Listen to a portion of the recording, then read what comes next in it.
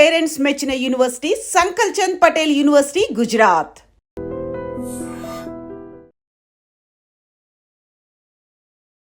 నమస్కారం, welcome to I dream. ఎక్కువగా orthopaedic సమస్యలు ఏ ఏజ్ వాళ్ళలో వస్తుంటాయి, దానికి సంబంధించిన ట్రీట్మెంట్ అప్డేటెడ్గా ఇప్పుడు ఏ రకంగా ఉంది అనే విషయాన్ని మనకు తెలియజేయడం కోసం ప్రస్తుతం మనతో పాటు ఉన్నారు chief robotic joint replacement surgeon doctor Gurava Reddy గారు. ఇప్పుడు సార్తో మాట్లాడి మరిన్ని విషయాలు తెలుసుకుందాం. నమస్తే సార్. నమస్తే అమ్మా. సార్, ఎక్కువగా ఆర్థోపెటిక్ సమస్యలు అనేది ఏ ఏజ్ వాళ్ళలో చూస్తుంటాం సార్ మనం జనరల్గా? ఆర్థోపెడిక్ సమస్యలు అంటే మెయిన్ మోకాళ్ళ నొప్పులు 60 ఏళ్ళు దాటిన తర్వాత వస్తుంటాయి. అది ఆర్థరైటిస్ అంటారు. నడుము నొప్పులు ఏ ఏజ్ నుంచి అయినా వస్తాయి. ఓకే. మేము ఓపీలో ఏ ఆర్థోపెడిక్ సర్జన్ అయినా ఓపీలో 100 మంది పేషెంట్లు చూస్తే దాంట్లో ఆల్మోస్ట్ 60 నుంచి 70 దాకా ఈ రెండు ప్రాబ్లమ్సే ఉంటాయి. బ్యాక్ పెయిన్, మోకాళ్ళ నొప్పులు. బ్యాక్ పెయిన్కి ఏమో మెకానికల్ బ్యాక్ పెయిన్ అది కారణం. అంటే సరిగ్గా కూర్చోలేకపోవటం, అంటే సరిగ్గా కూర్చోకపోవటం, తర్వాత కంటిన్యూస్ వర్క్ చేయటం, ఫార్వర్డ్ బెండింగ్ చేయటం, కంప్యూటర్స్ సరిగ్గా యూజ్ చేయకపోవటం, ఇట్లా అంటే ఎర్గానమిక్స్ తప్పు చేయటం వల్ల, అంటే మంచి పద్ధతులు నిర్వర్తించుకోకుండా బాడీని అబ్యూజ్ చేయడం వల్ల వచ్చేది నడుము నొప్పి. అది మన ప్రివెంటబుల్. వైరస్ మోకాళ్ళ నొప్పులు అనేది ఆర్థరైటిస్ వయసుతో పాటు లావుతో పాటు వచ్చేది. సో ఈ రెండు మేజర్ ప్రాబ్లమ్స్. ఓకే. వయసుతో పాటు వచ్చే సమస్యలు అంటే ఓకే సార్, అది వేరే విషయం. మనము అంటే యంగ్ ఏజ్లోనే మోకాళ్ళ నొప్పులతో కూడా బాధపడుతున్నారు కదా సార్, వాళ్ళకు జాగ్రత్తలు తీసుకోవాలి. యంగ్ ఏజ్లో మోకాళ్ళ నొప్పులతో బాధపడుతుంటే అగైన్ మోకాళ్ళ అన్నది ఒక delicate balance between strain and strength. So ఒత్తిడికి ప్లస్ దారుఢ్యం ఈ రెండింటి సమబాలంలో ఉంటే మోకాలు బాగుంటుంది. యంగ్ ఏజ్లో మోకాలు నొప్పి వచ్చిందంటే దాని అర్థం స్ట్రెయిన్ ఎక్కువ ఉన్నట్టు, స్ట్రెంగ్త్ తక్కువ ఉన్నట్టు. దాన్ని రివర్స్ చేయాలి మనం. స్ట్రెయిన్ తగ్గించుకోవాలంటే మెయిన్ 2 పనులు చేయకూడదు. మెట్లు బాగా తగ్గించాలి, కింద కూర్చోకూడదు. ఇండియన్ టాయిలెట్లో కూర్చున్నట్టు స్క్వాటింగ్ కూర్చున్నా, మెట్లెక్కి దిగిన ఈ 2 ప్రక్రియల వల్ల మోకాలులో 4 రెట్ల బరువు పోద్ది. మామూలుగా మీరు 70 కేజీలు అనుకోండి, మెట్లెక్కి దిగినప్పుడు 200 కేజీల పైన బరువు మోకాల మీద వెళ్తుంది. అట్లానే ఇండియన్ టాయిలెట్లో కూర్చున్నా కూడా అలానే జరుగుతుంది. కాబట్టి ఈ 2 ప్రక్రియలు కానీ మనం మానేస్తే దైనందిన జీవితంలో మోకాల మీద లోడ్ తగ్గుద్ది. చాలా మందికి మెట్లెక్కి దిగితే మంచి వ్యాయామం అని అపోహ ఉంటుంది. నిజమే, మెట్లెక్కి దిగటం గుండెకి మంచిది, లంగ్స్కి మంచిది, బట్ మోకాళ్ళకి మంచిది కాదు. మోకాళ్ళకి చాలా చాలా చెడ్డ. అంటే ఎవరికైనా అది మెకానికల్, బయోమెకానికల్ ట్రూత్. అది 4 రెట్లు బరువు పోవటం అన్నది. కాబట్టి మెట్లు తగ్గించి దాని బదులు వేరే ఎక్సర్సైజ్ చేయొచ్చు. Brisk walking, cycling, treadmill, swimming అవన్నీ చేయొచ్చు. మెట్లు మట్టుకు మోకాళ్ళకి డెఫినెట్గా బ్యాడ్. ఎస్పెషల్లీ పటెల్లో ఫెమరల్ జాయింట్ అంటాం. అంటే మోకాలు చెప్ప వెనకాల ఉన్న జాయింట్ ఉంటుంది, దానికి ఫీమర్ బోన్కి మధ్యలో ప్రెషర్స్ ట్రమెండస్గా పెరుగుతాయి. కాబట్టి అది అవాయిడ్ చేయడం మంచిది. తర్వాత స్ట్రెంగ్త్ ఎలా పెంచుకోవాలి, ఇప్పుడు స్ట్రెంగ్త్ తగ్గించుకోవడం చెప్పాను. స్ట్రెంగ్త్ ఎలా పెంచుకోవాలంటే ఈ మోకాల పైన ఉన్న తొడ మజిల్ క్వాడ్రిసెప్స్ అంటాం. ఆ మజిల్ ఎంత బాగా పనిచేస్తే మోకాల్లో లోడ్ అంత బాగా తగ్గుతుంది. నేను పేషెంట్లకు అర్థమయ్యేది చెప్తుంటాను. మోకాలు అర్జునుడు అయితే తొడ కృష్ణుడు. సో కృష్ణుడు బాగుంటే అర్జునుడు బాగుంటాడు, కృష్ణుడు నిద్రపోతే అర్జునుడు నిద్రపోతాడు. సో కాబట్టి క్వాడ్రిసెప్స్ మజిల్ చాలా ఇంపార్టెంట్. అట్లానే ఇప్పుడు నెక్ పెయిన్కి ఐసోమెట్రిక్ నెక్ ఎక్సర్సైజ్ చెప్తాం. ఈ మజిల్స్ బాగా డెవలప్ అయితే నెక్ మీద లోడ్ తగ్గిపోద్ది. జాయింట్ చుట్టుపక్కల ఉన్న మజిల్స్ బాగా పనిచేస్తే జాయింట్ మీద ఉన్న లోడ్ సగం తగ్గిస్తాయి. కాబట్టి జాయింట్ మీద లోడ్ తగ్గుతుంది. సో స్ట్రెంగ్త్ పెంచుకునే ఒక మార్గం క్వాడ్రిసెప్స్ ఎక్సర్సైజ్. అది సింపుల్గా ఎవరైనా చెప్తారో యూట్యూబ్లో పోయినా కనబడుతుంది. నెంబర్ 2, లోపల ఉన్న కార్టిలేజ్ దారుఢ్యాన్ని పెంచడానికి గ్లూకోజమైన్ ట్యాబ్లెట్స్ ఉంటాయి. అవి కూడా మెడికల్ షాప్లో దొరుకుతాయి, ఓవర్ ద కౌంటర్. ఆ ట్యాబ్లెట్స్ వేసుకోవాలి. అట్లానే బోన్స్కి కాల్షియం కావాలి. ఇవి 3 ముఖ్యమైన విషయాలు స్ట్రెంగ్త్ పెంచుకోవడానికి. అది అంతేగాని పనికిరాని ఇంజక్షన్లు, ఇప్పుడు చాలామంది ఇంజక్షన్లు చేసి మిమ్మల్ని నడిపిస్తాము, పిఆర్పీలు, ప్లాస్మా థెరపీలు అని ఇట్లా రోజు దొంగ డాక్టర్లు ఎక్కువైపోయారు. ఒక్క రూట్ కూడా పనిచేయదు. ఎస్పెషల్లీ కొంతమంది ఉన్నారు డాక్టర్లు. ఈ సందర్భంగా మీతో పంచుకోవాలని నాకు. ఒక డాక్టర్ ఉన్నాడు, చెక్ పోస్ట్ దగ్గర ఉంటాడు, పేరు చెప్పను, బట్ అందరికీ తెలుసు. ఆయన బౌన్సర్లు పెట్టుకొని ఉంటాడు. బౌన్సర్లు ఎందుకమ్మా నీకు? భయం, ఎందుకంటే జనం వచ్చి కొడతారని. ఎందుకంటే అది చేసే పని ఇదే. 4th స్టేజ్ అంటే మోకాళ్ళు అరిగిపోయి అసలు మంచాన పడిపోయే పేషెంట్లకు కూడా ఇంజక్షన్లు చేస్తామని చెప్పి 2 లక్షల రూపాయల పైన తీసుకుంటాడు. ఇలాంటివి దోపిడీ. ఈ దోపిడీని అరికట్టాల్సిన బాధ్యత మీకుంది, నాకుంది, ప్రజలకు ఉంది. అది సంగతి. చాలా చాలా తప్పు, వెరీ అనెథికల్. ఎర్లీ స్టేజెస్లో స్టెమ్ సెల్స్, పిఆర్పీలు పనిచేస్తే నాకు తెలియదు, బట్ ప్రయత్నం చేస్తున్నారు కొంతమంది. బట్ 4th, 3rd స్టేజ్లో బోను రాసుకుంటున్నప్పుడు అసలు ఆ పేషెంట్ వస్తే ఇప్పుడు ఆపరేషన్ భయపడి చాలామంది వెళ్తారు అక్కడికి. అవును సార్. పేషెంట్లకు ఉన్న భయాన్ని నువ్వు ఎక్స్ప్లాయిట్ చేసుకొని పనికిమాలిన ఇంజక్షన్ చేయడం అనేది చాలా అనెతికల్. పేషెంట్ భయపడి వచ్చినా అమ్మ నువ్వు చాలా అడ్వాన్స్ స్టేజ్లో ఉన్నావు, నీకు ఇంజక్షన్లు పనికిరావు, నువ్వు ఆపరేషన్ చేయించుకో, లేకపోతే ఇంటికి వెళ్ళి రెస్ట్ తీసుకొని చెప్పాలి. ఓకే. వాళ్ళకు కూడా మాయ చేసి నువ్వు 2 లక్షల రూపాయలు కొట్టేస్తున్నావు అంటే వాళ్ళు అప్పులు చేసి తీసుకొచ్చి మరీ పెడుతున్నారు. ఇది చాలా దారుణం, భయంకరమైన ప్రాక్టీసు. ఆ డాక్టర్కి నేను సభాముఖంగా చెబుతున్నాను అని ఎప్పుడో డెఫినెట్గా పోలీసులు పట్టుకెళ్తారు. అంత తప్పు పనులు చేస్తున్నాడు. నిజంగా ఒక రకంగా ప్రజల్ని మోసం చేయటమే కదా, మోసం చేయటమే, భయంకరమైన మోసం చేయటం. అందుకనే చెప్తున్నాను అలాంటి పనులు అసలు పేషెంట్లకు కూడా మీరు అడ్వాన్స్డ్ ఆర్థరైటిస్ వస్తే డాక్టర్లకు చూపించుకోండి, ఎక్సర్సైజ్ చేయండి. అన్నిటికీ ఆపరేషన్ అవసరం లేదు. మీరు గురువారెడ్డి దగ్గరికి వెళ్తే ఆపరేషన్ అంటాడని భయపడాల్సిన పని లేదు. నేను నా దగ్గరికి రోజు 100 మంది వస్తే 20 మందికి ఆపరేషన్ చెప్తాను.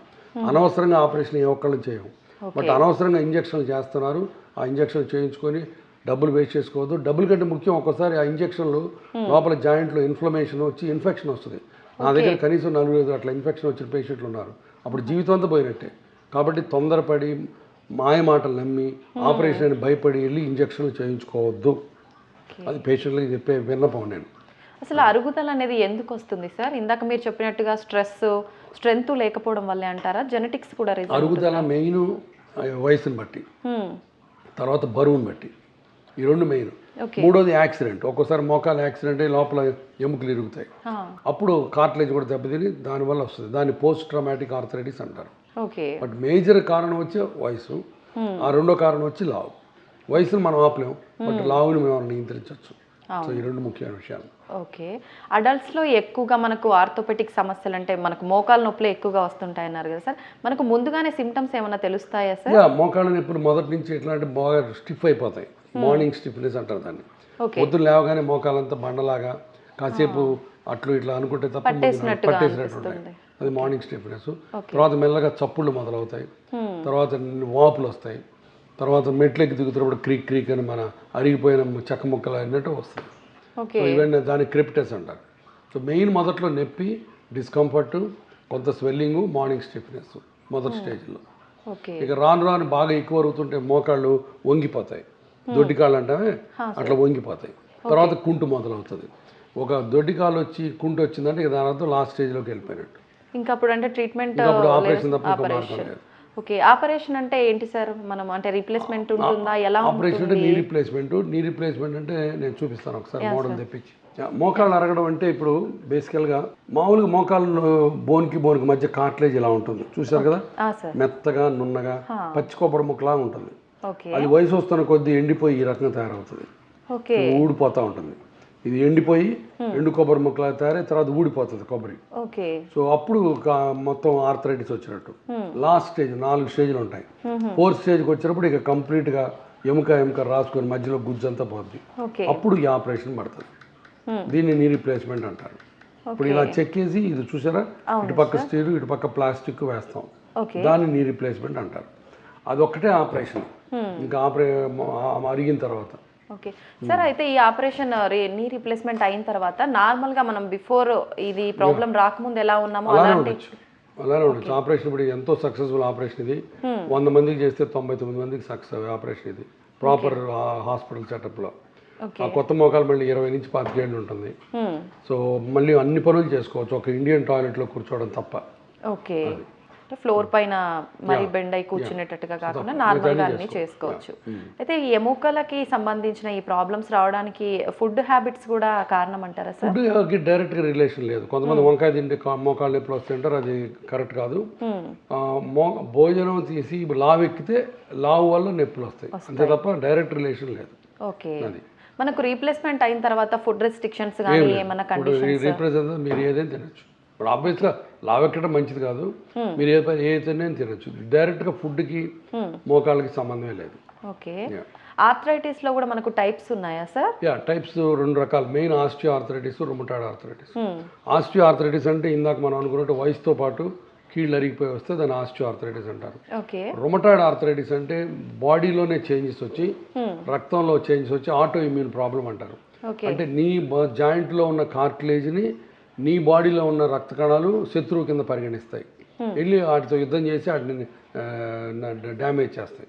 ఓకే సో నీ బాడీలో సెల్సే నీ కార్టిలేజ్ని విరగొడతాయి. That's called auto immune problem. అది రొమటాయిడ్ ఆర్థరైటిస్ అంటారు.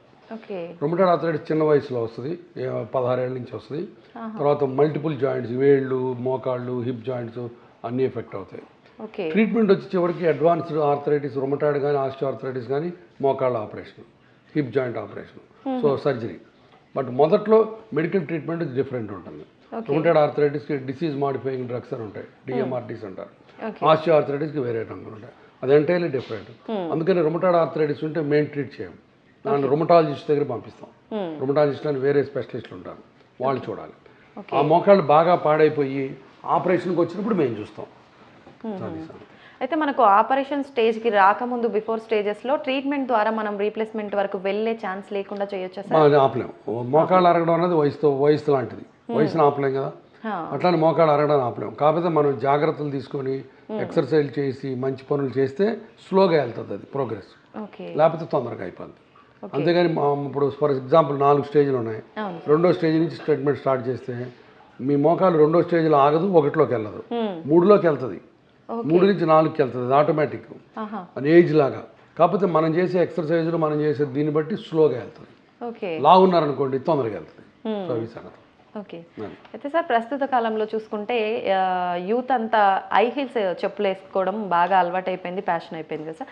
అది కూడా మనకు మోకాళ్ళ నొప్పులు రావడం. మంచి క్వశ్చన్ అడిగారు. ఆడపిల్లలు హై హీల్స్ వేసుకుంటే heel pain, ankle pain, knee pain, hip pain, back pain, 5 పెయిన్లు ఒకేసారి వస్తాయి. కాబట్టి 5 పార్ట్స్ ఆఫ్ ద బాడీని ఒకే దెబ్బతో మీరు ఇబ్బంది పెట్టాలంటే హై హీల్స్ వేసుకోవాలి. బట్ కాకపోతే హై హీల్స్ ఫ్యాషనబుల్ అండ్ తప్పదు, part of the game. But too much height, stilettos అంటారు కదా, అవి పెన్సిల్ షూస్ ఇట్లాంటివి చాలా డేంజరస్. యాంకిల్ మీద లోడ్ పడుతుంది, బ్యాక్ మీద లోడ్ పడుతుంది. నేను ఎప్పుడు నా దగ్గరకు వచ్చిన పేషెంట్, అమ్మ ఎప్పుడో ఫ్రైడే రోజు, సాటర్డే రోజు నైట్ క్లబ్లో తప్ప మిగతా టైంలో హై హీల్స్ వేసుకోవద్దు అని చెప్తారు. స్కిప్ చేయడమే బెటర్ అంటారు. Okay okay sir.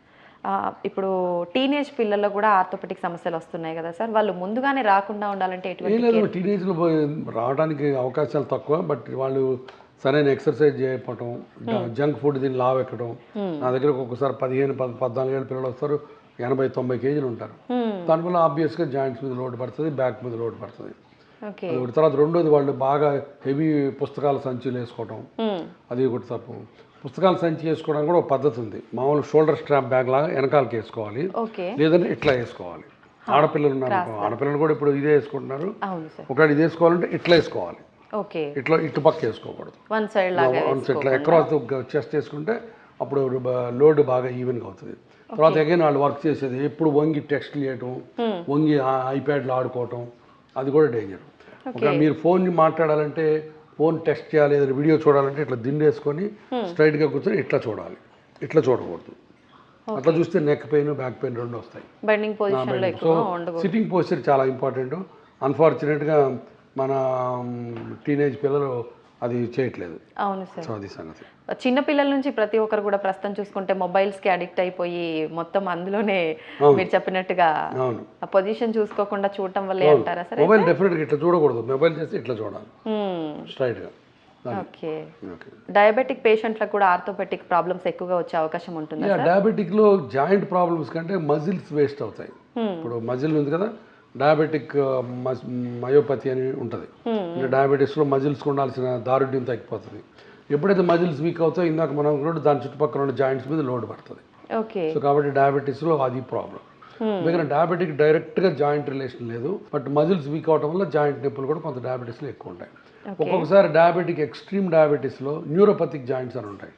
అంటే దాని అర్థం జాయింట్లో నొప్పి ఉండదు. నొప్పి లేకపోతే వాళ్ళ హాయి కదా అనుకుంటాం మనం, కానీ తప్పది.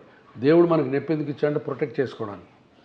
వాళ్ళకు డయాబెటిక్ ఒక్కసారి న్యూరోపతిక్ జాయింట్స్ అని యాంకిల్ జాయింట్ మొత్తం లోపల ఉన్న ఎముకలన్నీ ఇరిగిపోయి, జాయింట్ అంతా అరిగిపోయి, మోకాలంతా యాంకిల్ అంతా డిఫార్మ్డ్ అయిపోద్ది, అయినా వాళ్ళకి నొప్పి ఉండదు. తర్వాత వాళ్ళు ఎక్కడన్నా వేడి మీద కాలేస్తే మంట తగలదు, సో దాంతో పుండ్లు పడతాయి. సో డయాబెటిక్ న్యూరోపతిక్ జాయింట్స్ చాలా ఇబ్బందికరమైన విషయాలు. అది డయాబెటీస్లో ఎక్స్ట్రీమ్, అందరికీ రాదు, కొంతమందికి వస్తుంది. ఓకే. అయితే మనం రీప్లేస్మెంట్ విషయానికి వస్తే ఎక్కువగా మనకి ఈ సమస్య ఏజ్డ్ వాళ్ళలోనే వస్తుంది, మనకు అది వాళ్ళలోనే అవసరం పడుతుంది కదా సార్. వాళ్ళలో హెల్త్ ఇష్యూస్ కూడా ఎక్కువగా ఉంటుంటాయి కదా, అప్పుడు సర్జరీ చేయాలంటే ముందుగా ఇప్పుడు మేము చేసేది 70 years ప్లస్, ఇప్పుడు ఇవాళ 85 years వాళ్ళు చేసి వచ్చాను. ఓకే, వాళ్ళందరికీ కోమార్బిడ్ కండిషన్స్ అంటారు, అంటే షుగరు, బీపీ ఇట్లాంటివి ఉంటాయి. బట్ ఆల్మోస్ట్ 60 to 70% ఆఫ్ పీపుల్కి ఉంటాయి. బట్ వాటన్నిటిని మేము ముందే ఒక 2 రోజుల ముందు ట్రీట్మెంట్ చేసుకొని ఒక రోజంతా బ్లడ్ టెస్టులు చేయించుకొని, ఇప్పుడు ఏ మోకాళ్ళ ఆపరేషన్ చేయాలని అట్లా చేయం. ముందు ఒక రోజంతా కార్డియాలజిస్ట్ చూస్తాడు, డయాబెటాలజిస్ట్ చూస్తాడు, ఫిజిషియన్ చూస్తాడు, డెంటల్ డాక్టర్ చూస్తారు, ఎనస్థీషియాలజిస్ట్ చూస్తారు. వీళ్ళందరూ అన్ని పరీక్షలు చేసి వాళ్ళ వాళ్ళ రెస్పెక్టివ్ డిపార్ట్మెంట్ నుంచి గ్రీన్ ఫ్లాగ్ ఊపితేనే మేము ముందుకెళ్తాం. వీళ్ళలో ఏ ఒక్కళ్ళు అబ్జెక్షన్ పెట్టినా కూడా ఆపరేషన్ చేయం. సో ఆపరేషన్ అనేది చాలా స్ట్రెయిన్తో కూడిన పని. సో అన్లెస్ ఆప్టిమైజేషన్ చేస్తే తప్ప ఆపరేషన్ చేయం. అందుకని జాయింట్ రిప్లేస్మెంట్ అన్నది చిన్న చిన్న ప్లేసుల్లో వాటిలో నర్సింగ్ హోమ్లో చేసుకోవడం మంచిది కాదు. ఎందుకంటే ఇది చాలా టీం వర్క్. ఆపరేషన్ బాగానే అవుతుంది, ఆపరేషన్ అయిన తర్వాత కాంప్లికేషన్ వస్తాయి. ఎందుకంటే పేషెంట్ అందరూ 60-70 దాటిన వాళ్ళు. సో వాళ్ళకి కాంప్లికేషన్ వచ్చినప్పుడు రియల్ టైంలో ట్రీట్మెంట్ ఇవ్వడానికి కార్డియాలజిస్టులు కావాలి, క్యాత్ ల్యాబ్స్ కావాలి, డయాలసిస్లు కావాలి. సో ఇవన్నీ ఉన్న ప్లేస్లో చేయించుకోవడం మంచి పని. ఓకే, కాంప్లికేషన్స్ అంటే ఎటువంటి కాంప్లికేషన్స్? ఒక్కొక్కసారి మనం ఎంత జాగ్రత్తలు తీసుకున్నా ఆపరేషన్ అయిన తర్వాత 24-48 hours ఒక్కోసారి హార్ట్ ప్రాబ్లమ్స్ వస్తాయి, ఒక్కోసారి లంగ్ ప్రాబ్లమ్స్ వస్తాయి. బట్ వెరీ రేర్, 1000 మందిలో ఒకరికి వస్తుంది. బట్ వస్తాయి ఒక్కోసారి రేర్గా. అందుకని పెద్ద సెటప్ ఉండి మంచి హాస్పిటల్ బ్యాకప్ ఉంటే ఇమీడియట్గా ట్రీట్ చేసుకోవచ్చు వాటిని కూడా. లేకపోతే ఒక్కోసారి ప్రాణ ప్రమాదం అవుతుంది. ఓకే, అంటే ముందుగానే రాకుండా మనం తీసుకునే ఛాన్స్ ఏం లేదు ఉంటుంది. అంటే బట్ ఒక్కొక్కసారి మనం ప్రీ ఆపరేటివ్గా ఎంత ఆప్టిమైజ్ చేసినా అన్నీ కరెక్ట్గా ఉంటాయి. బట్ ఒక్కోసారి 1000 మందిలో ఒకళ్ళకి ఆపరేషన్ అయిన తర్వాత ఆపరేషన్ స్ట్రెయిన్ వల్ల హార్ట్లో ప్రాబ్లమ్స్ వస్తాయి. ఆపరేషన్ ముందు బాగానే ఉంటుంది, ఆపరేషన్ తర్వాత రావచ్చు. అదేం డాక్టర్ గారు ఆపరేషన్ ముందు బాగానే ఉంది కదా, ఇప్పుడు ఎందుకు వచ్చిందని అడుగుతారు కొంతమంది. దాని మన చేతుల్లో ఏం లేదు. అక్యూట్ కొరోనరీ సిండ్రోమ్ అంటారు దాన్ని. అంటే అది ఆపరేషన్ స్ట్రెస్ వల్ల, ఆపరేషన్ అయిన తర్వాత రికవరీ స్ట్రెస్ వల్ల కొంతమంది హార్ట్ డిఫరెంట్గా రియాక్ట్ అవుతుంది. బట్ వెరీ రేర్, బట్ ఒక్కోసారి రావచ్చు. ఓకే, అయితే జనరల్గా మనకు జాయింట్ రీప్లేస్మెంట్ అనగానే చాలా మందిలో అమ్మో సర్జరీనా, ఎంత టైం పడుతుందో ఏంటో, ఎలాంటి కాంప్లికేషన్స్ ఉంటాయో, అసలు చేయించొద్దా వద్దా, దానికన్నా చేయించకపోవడమే బెటర్, ఇలా చాలా మంది అపోహలు చాలా ఉంటాయి. ఇందాక మనం అన్నట్టు ఈ అపోహల్ని క్యాష్ చేసుకోవడానికి ఇంజక్షన్లు అంటారు. అవును అవును. బట్ అనవసరమైన ఆపరేషన్ ఎవరు చేయవు, నెంబర్ 1. నెంబర్ 2, నీ రీప్లేస్మెంట్ అనేది ఇప్పుడు 99% సక్సెస్ఫుల్ ఆపరేషన్. చేయాల్సిన చోట ఎక్స్పర్టీస్ ఉన్న డాక్టర్ దగ్గర మంచి సెటప్లో చేసుకుంటే. నెంబర్ 3, ఆపరేషన్ అయిన తర్వాత 3 నెలలు పడుకోవాలన్నది చాలా తప్పు. ఆపరేషన్ అయిన 2వ రోజు నడిపిస్తాం.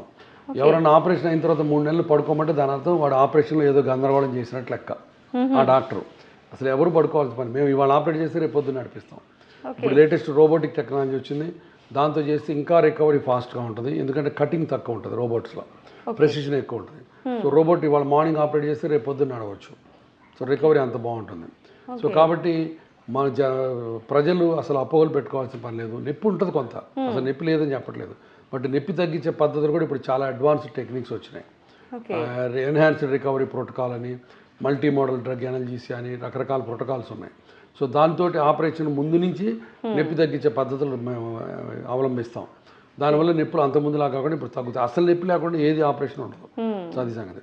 సో పేషెంట్లు అర్థం చేసుకోవాల్సింది, ఒక 10 రోజులు నొప్పికి ఇబ్బంది పడ్డ జీవితాంతం హ్యాపీగా ఉంటారు. నా దగ్గరికి చాలా మంది లేడీస్ వచ్చి నొప్పి ఉంటుందంట కదా అని అడుగుతున్నప్పుడు నేను వాళ్ళకి ఒకటే సమాధానం చెప్తా. అమ్మ నువ్వు ఎంతమంది పిల్లల్ని అడుగుతా, 3-4 అంటారు.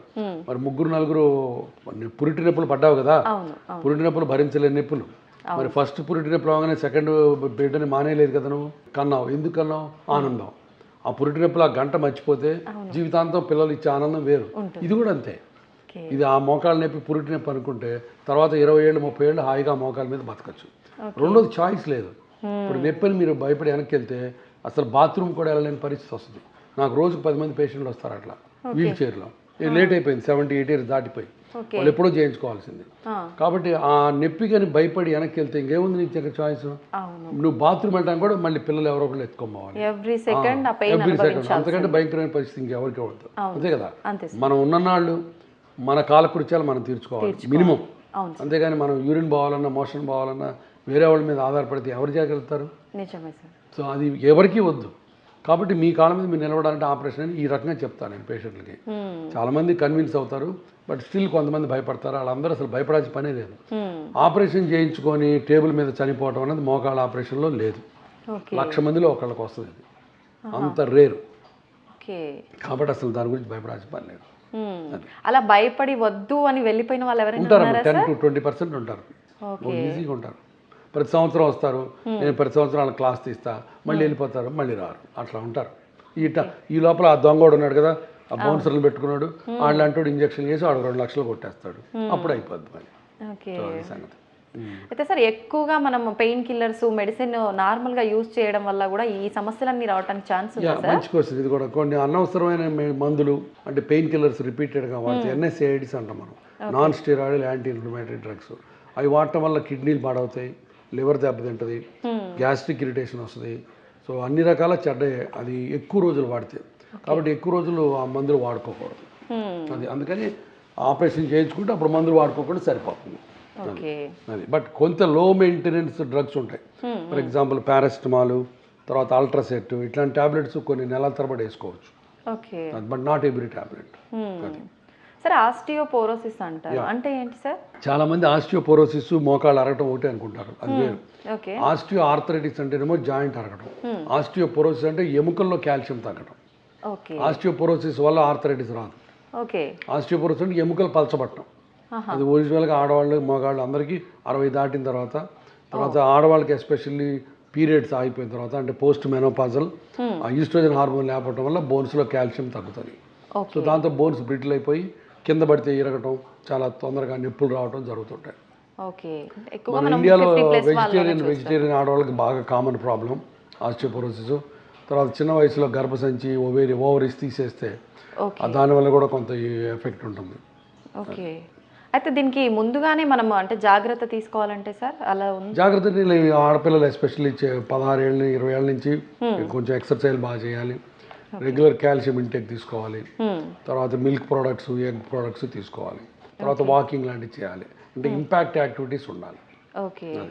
దీంట్లో కూడా మనకు టైప్స్ ఉంటాయా సార్? ఆస్టియోపోరోసిస్లోనే ఉంటాయి, బట్ ఓవరాల్ జనరల్గా ఆస్టియోపోరోసిస్ అంటే సింపుల్ ఒకటే స్ట్రైట్ ఫార్వర్డ్ ఆస్టియోపోరోసిస్. దీనికి ట్రీట్మెంట్ ఎలా ఉంటుంది? ట్రీట్మెంట్ అయినా దానికి కాల్షియము, వైటమిన్ డి, తర్వాత రెగ్యులర్ వాకింగ్, తర్వాత ఇప్పుడు దాంట్లో చాలా ఇంకా డిఫరెంట్ మాలిక్యూల్స్ ఉన్నాయి. ఆ మాలిక్యూల్స్ అవసరాన్ని బట్టి ఇస్తారు. ఓకే. అంటే ఫుడ్ రూపంలో తీసుకోవచ్చా సార్? ఫుడ్ రూపంలో సప్లిమెంట్స్ తీసుకోవాలి. ఆస్టియోపోరోసిస్ ఒకసారి ఎస్టాబ్లిష్ అయిన తర్వాత కంపల్సరీగా దానికి ట్రీట్మెంట్ ఫిజిషియన్స్ కానీ, డయాబెటాలజిస్టులు కానీ, రొమటాలజిస్టులు కానీ ఇస్తారు. ఓకే. దీనికి సిమ్టమ్స్ ఏమైనా ఉంటాయా సార్? అంటే ముందుగానే osteoporosis symptoms bone pains, muscle pains, బాగా ఇక్కడ నొక్కితే నొప్పి, ఇక్కడ నొక్కితే నొప్పి, ఇక్కడ నొక్కితే నొప్పి అంటుంటారు. అది మెయిన్. అది bone pain, muscle pain, that is ఆస్టియోపోరోసిస్కి సిమ్టమ్స్. అసలు ఒళ్ళంతా నొప్పులుగా ఉంటాయి అన్నమాట. అయితే ఇప్పుడు చాలా వరకు చిన్న పిల్లల్లో అయినా, పెద్దవాళ్ళు అయినా, మిడిల్ ఏజ్ అయినా, ఎవరైనా సరే ఎక్కడ పట్టుకున్న పెయిన్, మోకాలు నొప్పి, మెడ నొప్పి, ఆ నొప్పి, ఈ నొప్పి, కాలు నొప్పి కామన్గా వింటున్నాం సార్. అసలు దీనికి అంతా రీజన్ మంచి calcium food, calcium, vitamin D3 లేకపోవడం, సరైన ఎక్సర్సైజ్ లేకపోవడం.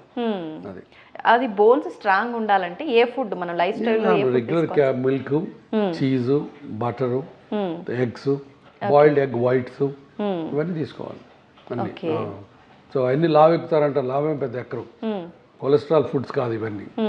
సో అది తీసుకోవాలి తప్పదు. తర్వాత ladies especially from the age of 16 to 60 కంపల్సరీగా 1 గ్రామ్ ఆఫ్ కాల్షియం సప్లిమెంట్ తీసుకోవాలి. అట్లనే 1000 international units of vitamin D తీసుకోవాలి. ఓకే. సో అది అందుకని కాల్షియం సప్లిమెంట్స్ కూడా ఇంపార్టెంట్. ఏజ్ నుంచి తీసుకోవాలి? 16 to 60. 16 to 60. తర్వాత పీక్ బోన్ మాస్ అంటారు దాన్ని. అంటే మనం యంగ్ వయసులో మనం డబ్బులు సంపాదించి బ్యాంకులో వేసుకున్నట్టు, ఎస్పెషల్లీ ఉమెన్కి యంగ్ ఏజ్లో అంటే 16 to 40 ఇయర్స్లో బోన్ మాస్ ఎంత డెవలప్ అయితే అదే ఇక తర్వాత కొత్తగా డెవలప్ కాదు, దాన్ని పీక్ బోన్ మాస్ అంటారు.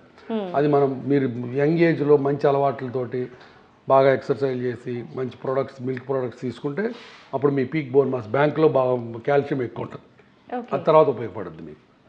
అది అయితే సార్ జనరల్గా ఇంట్లో పెద్దవాళ్ళు చెప్తూ ఉంటారు బోన్ సూప్ తాగితే ఎముకలు గట్టి పడతాయి అని చెప్పి, అది నిజమే అంటారా సార్? నిజమే.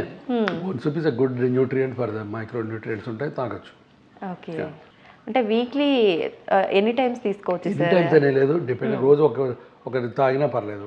ఓకే. వెజిటేరియన్స్ కొంతమంది తాగరు. వెజిటేరియన్స్కి సోయా ప్రిపరేషన్స్, చీజు, తర్వాత టోఫు, పన్నీరు, ఇవి తీసుకోవాలి. ఓకే, మిల్క్ ప్రొడక్ట్సే మిల్క్ ప్రొడక్ట్స్ కూడా అవి తీసుకుంటే మంచిది. ఓకే. మోకాళ్ళు బాగా అరిగిన తర్వాత 4th స్టేజ్కి ఆపరేషన్ ముఖ్యం. ఇందాక చెప్పినట్టు నీ రీప్లేస్మెంట్. నీ రీప్లేస్మెంట్ మీద అపోహల గురించి ఆల్రెడీ మాట్లాడుకున్నాం. బట్ ఈ నీ రీప్లేస్మెంట్ 99% సక్సెస్ఫుల్ ఆపరేషన్, భయపడకుండా వచ్చి చేయించుకోవాలి.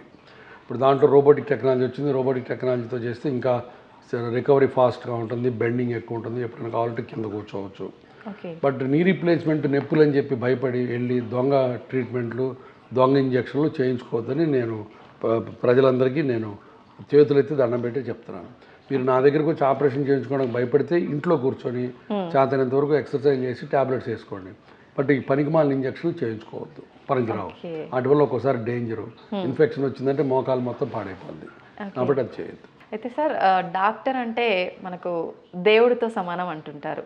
నిజంగా ఏ ప్రాబ్లం వచ్చినా భగవంతుడు మన దగ్గర లేకపోయినా డాక్టర్ల రూపంలో మన దగ్గర ఉండి ఏ సమస్య వచ్చినా క్లియర్ చేస్తూ ఉంటారు. నిజంగా మీకు ముందు నుంచే డాక్టర్ అవ్వాలని ఉండేనా సార్? నాకు చిన్నప్పటి నుంచి డాక్టర్ కావాలని మా అమ్మ కోరిక కూడా. సో అది అందుకనే 1, 2, 3, 4 సార్లు మెడికల్ ఎంట్రన్స్ రాసి 4సారి సీట్ సంపాదించాను నేను. మొదటి మటుకు ఎవ్రీ టైం 1 మార్క్ 2 మార్క్స్లో తగ్గిపోయేది. అప్పుడు కాకినాడ రంగనా మెడికల్ కాలేజీలో డొనేషన్ ఎంత 70,000 రూపీస్ ఎంతో. ఆ 70,000 నా దగ్గర లేవు. సో కాబట్టి మెడికల్ కాలేజీ కోసం పట్టు వదలని విక్రమార్కుల్లాగా చివరికి సీట్ సంపాదించాను.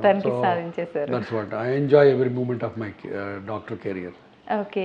ఏజ్ నుంచి అనిపించింది సార్ మీకు డాక్టర్ అవ్వాలని? ఆల్మోస్ట్ చిన్నప్పటి నుంచి 10th క్లాస్ నుంచి. జనరల్ గా సార్ పిల్లలు నేను డాక్టర్ అవుతా, నేను లాయర్ అవుతా అంటుంటారు చిన్నప్పటి నుంచే, కానీ దాన్ని అందరూ ఒక స్టాండ్ తీసుకోరు.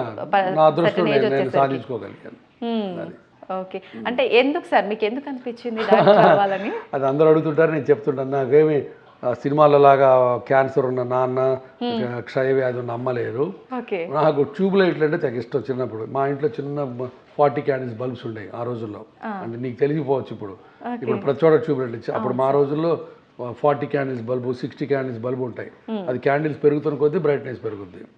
అది కరెంట్ కన్సంప్షన్ తగ్గించడానికి అంతా middle class, lower middle class అంతా 40 క్యాండిల్స్ బల్బ్స్ ఉంటాయి ఇంట్లో. డల్గా ఉంటుంది లైట్, కనపడినట్టు. అదే బయటికి వెళ్ళాం అనుకో, డాక్టర్ క్లినిక్ వెళ్తే ఆయన దగ్గర మా ట్యూబ్ లైట్లు ఉండేవి. క్లినిక్ అంతా వైట్గా బ్యూటిఫుల్గా. బాపట్ల ఆయన డాక్టర్ యార్లగడ్డ కృష్ణమూర్తి గారని ఉండేవాడు. ఆయన దగ్గరికి వెళ్తే ఆయన వైట్ అండ్ వైట్ ఇలా కూర్చునేవాడు. 2 ట్యూబ్ లైట్లు, మొత్తం పెయింటింగ్స్. అసలు ఆయనకు రూమ్ చూస్తే అబ్బా డాక్టర్ అయితే ఇలా ఉండొచ్చు అనమాట, నేను కూడా ట్యూబ్ లైట్లు పెట్టుకోవచ్చు అనమాట అని నా కోరిక. ట్యూబ్ లైట్ల వల్ల డాక్టర్ అయ్యాను నేను. So that's all. Looks very simple and silly, but that is the reason. నాకు ఆ మనసులో అబ్బో నేను డాక్టర్ అయితే ఇంత బ్యూటిఫుల్ రూమ్లో ఇంత ట్యూబ్ లైట్లు, ఇంత వెలుతురు. అంటే అప్పుడు ఏంటంటే 40 క్యాండిల్స్ బల్బు పేదరికము, ట్యూబ్ లైట్ ఎఫ్లూయెన్స్ కింద నా మనసులో పడిపోయింది. సో నేను ఇంత మంచి బతకాలంటే డాక్టర్ అవ్వాలి అనుకున్నాను. అది అంతేగాని ప్రజలను ఉద్ధరించేద్దాం, మా నాన్న క్యాన్సర్ ట్రీట్ చేద్దాం ఇట్లాంటి సినిమా ఇన్స్పిరేషన్ ఏమి లేవు నాకు. ఓకే, సింపుల్ గా ఆ రోజు మీ మైండ్ లో వచ్చిన థాట్ నిజంగా కామెడీగా ఉన్నా సూపర్ సార్. సార్ డాక్టర్ అవ్వాలి అనుకోవడం వరకు ఓకే, ఆర్థోపెటిక్ సర్జన్ ఎందుకు అవ్వాలనుకున్నారు? That's a good point. Again orthopaedic surgeon ఎందుకు అనుకున్నానంటే, ఆర్థోపెడిక్కి సర్జన్ అవ్వాలంటే బుర్ర అక్కర్లేదు, సరదాగా అంటున్నారు. అంటే సింపుల్ బ్రాంచి. తర్వాత ఎక్స్రేలు, ఎంఆర్ స్కాన్లు ఉంటే మనం బుర్ర పగలు కొట్టుకుని ఏముందా వీడికి రోగం అని తెలుసుకోక్కర్లేదు, ఈజీగా తెలిసిపోద్ది. నెంబర్ 2, రోడ్ ట్రాఫిక్ యాక్సిడెంట్లు మోస్ట్గా ఉంటాయి. సో రోడ్డు మీద యాక్సిడెంట్ జరిగిన వాళ్ళు ఎముకలు ఇరిగితే జనరల్గా ఆర్థోపెడిక్ డాక్టర్ తప్ప ఇంకెక్కడికి వెళ్ళరు. కాబట్టి ప్రాక్టీస్ గ్యారంటీ ఉంటుంది అని ఒక ధైర్యంతో ఆర్థోపెడిక్స్ తీసుకున్నా, అంతే. ఇంకేలా ఇంత ఆలోచించారా సార్ మీరు? అప్పుడు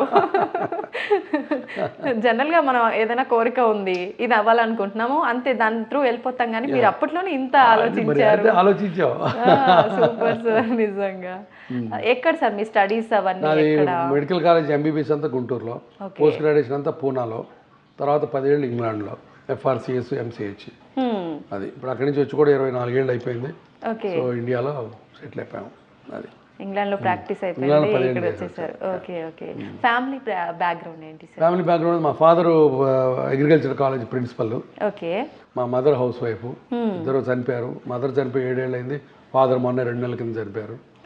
ఇద్దరు తమ్ముళ్ళు, నేను పెద్దవాడిని అందరికంటే. పెద్ద తమ్ముడు MBA చేసి బిజినెస్లో ఉన్నాడు. రెండో తమ్ముడు IIT ఖరగ్పూర్లో ఇంజనీరింగ్ చేసి అమెరికాలో ప్రొఫెసర్గా ఉంటాడు. మీరు ఒక్కరే ఈ సైడ్లో ఉన్నారు. మా ఫ్యామిలీలో డల్ నేనే, అందుకే నేనే డాక్టర్ అయ్యాను.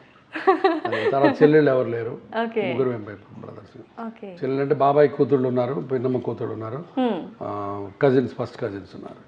ఓకే పర్సనల్గా మీ గురించి మాట్లాడుకోవాలంటే మీకు కిడ్స్ నాకు ఎంతమంది ఏంటి? ఒక భార్య, సార్ ఇద్దరు పిల్లలు. ఓకే, కొడుకు కూతురు. ఓకే సో కొడుకు ఆర్థోపెడిక్ సర్జను, తను నాతో వర్క్ చేస్తాను. మీరే ఇన్స్పిరేషనా సార్ బాబు? ఆయన అడగాలి ఆ విషయం. తర్వాత కూతురు కార్డియాలజిస్టు, కూతురు మీరు చూసే ఉంటారు లిటిల్ సోల్జర్స్ యాక్ట్ చేస్తుంది తను. తర్వాత అల్లుడు ఆర్థోపెడిక్ సర్జను, మాతోనే పనిచేస్తాడు. మా ఆవిడ గైనకాలజిస్టు. ఒక్క కోడలు తప్ప మిగతా ఫ్యామిలీ అంతా డాక్టర్లే. కోడలు ఒకటే, she is the CEO of a travel company. తనకు ట్రావెల్ కంపెనీ ఉంది, వన్ ట్రావెల్ పార్క్ అని, దానికి CEO. తను ట్రావెల్ అరేంజ్మెంట్స్ చేస్తూ ఉంటుంది. మేము అందరం డాక్టర్లు, అందరూ ఇక్కడే పని చేస్తాం. సో అది సంగతి. నలుగురు గ్రాండ్ చిల్డ్రన్. కొడుక్కి ఒక కూతురు కొడుకు, మహిక అండ్ క్రిష్. కూతురికి ఇద్దరు కొడుకులు, అర్జున్ అండ్ రిషి. సో నలుగురు అక్కడే ఉన్నారు. అదిగో ఆ ఫోటోని చూసారు కదా. సో అది సంగతి. Life is so good with grand children. వాళ్ళతో ఎంజాయ్ చేస్తాం. సార్ పాప అంటే మూవీలో నటించింది కదా, మళ్ళీ ఎందుకు కంటిన్యూ చేయలేదు? అది ఒక వన్ ఆఫ్ మా తోడలుడు గంగరాజు గారు తీసిన సినిమా కాబట్టి వచ్చింది. ఇంకా వేరే సినిమాలు never interested in that. Okay okay sir, మీరు డాక్టర్తో పాటు రైటర్ కూడా అని విన్నాము, బుక్ రాశారని. ఏ పెద్ద రైటర్ కాదు, ఏదో సొల్లు కబుర్లు బుక్ కింద రాశాను. అయ్యో అట్లా గురవాయణం పుస్తకం పేరు పెట్టాం. అది అదృష్టం అని చాలా మంది చదివారు, చాలా మందికి నచ్చింది. ఎందుకు నచ్చిందంటే నేను నా గుండెలో మాటలన్నీ ఓపెన్గా రాశాను. ఇప్పుడు మనం కబుర్లు చెప్పుకున్నట్టు రాశాను. సో చాలా మంది ఐడెంటిఫై చేసుకున్నారు. నాది ఎప్పుడు రాశారు సార్ ఈ బుక్? రాసి 8 ఏళ్ళు అయింది. ఇప్పుడు మళ్ళీ రెండో పార్ట్ రాస్తాను, అది ఇంకొక 6 monthsలో తీసుకొస్తాను. అది కూడా ఓకే. అంటే మీకు ఈ థాట్ ముందు నుంచే ఉండేనా సార్ రాయాలి అని చెప్పి? మీలో ఒక రైటర్ చిన్నప్పుడు మ్యాగజైన్లో రాసామండి. తర్వాత నా క్లాస్మేట్ భార్గవి, నువ్వు అందరికి కబుర్లు చెప్పి అందరిని ఎంటర్టైన్ చేస్తుంటావు కదా, why don't you put it on the book అంది. సో బుక్ పెట్టాం. ఓకే. సెకండ్ పార్ట్ ఎప్పుడు రాబోతుంది? సెకండ్ పార్ట్ బహుశా ఇంకో 3-4 నెలల్లో వస్తుంది. సార్ డాక్టర్స్ అనగానే అందరికీ పేషెంట్స్కి ఇలా ఉండాలి అలా ఉండాలని సజెషన్స్ ఇస్తూ ఉంటారు. వాళ్ళు ఎలాంటి లైఫ్ స్టైల్ లీడ్ చేస్తుంటారో తెలుసుకోవాలని ఉంది. అసలు మీ లైఫ్ స్టైల్ ఏ విధంగా ఉంటుంది సార్? నా లైఫ్ స్టైల్ ఉంది, I enjoy life every minute of it. నీతో ఇంటర్వ్యూ చేస్తున్నా, ఐఎమ్ ఎంజాయింగ్ ఇట్. పేషెంట్లు చూస్తే I enjoy every minute is an enjoyment for me. So నాకు ఆ ప్రాబ్లము, డిప్రెషను, టెన్షను అటనేం లేవు నాకు. దేవుడు ఆ చిన్న వరం ఇచ్చాడు నాకు. So I enjoy my life. తర్వాత ఫ్యామిలీతో స్పెండ్ చేస్తాను, గ్రాండ్ చిల్డ్రన్తో స్పెండ్ చేస్తాను. We go for holidays. So I enjoy music, I enjoy reading the books, I enjoy spending time with the friends. ఇప్పటికీ నా మెడికల్ కాలేజ్ ఫ్రెండ్స్ తోటి every year holidays వెళ్తున్నాం. Next month we are all going to south America, ఒక 10 మంది families. మొన్న last 2 months కింద Kenya వెళ్ళాం, ఒక 20 మంది ఫ్యామిలీస్. సో అట్లా enjoy life. That's it. Very simple. Life is very simple. We make it complicated. మొత్తానికి అంటే చాలా మంది కెరీర్ పైన దృష్టి చేసి మిగతా ఎంజాయ్మెంట్స్ అన్ని పక్కకు పెడతారు. But that's balance is very important. అవును సార్. కెరీర్ ఒకటే కాదు, పెళ్ళాం, పిల్లలు, తల్లి, తండ్రి అందరూ ఉండాలి. అందరితో బ్యాలెన్స్ చేసుకుంటూ ముందుకు పోవాలి. అలా బ్యాలెన్సింగ్ గా ఉండాలి అంటే ఏమైనా టిప్ చెప్తారా? ఏమైనా టిప్స్? రోజు గీత గీసుకోవటమే. రోజుకి 2 గంటలు నేను ఫ్యామిలీతో స్పెండ్ చేస్తాను. సాయంత్రం 6 తర్వాత పేషెంట్లు చూడడం, మా ఆవిడతో సినిమాకి వెళ్తాను. ఇట్లాంటి పెట్టుకోవడం. ఎవడు మట్టుకోడదు, ముట్టుకోవడం. అట్లయితే ప్రాక్టీస్ పెరగదంటే పెరిగినప్పుడే పెరుగుతుంది. నేను ఎప్పుడు ఇంగ్లాండ్ నుంచి వచ్చిన దగ్గర నుంచి సాటర్డేస్ పని చేయనని చెప్పాను.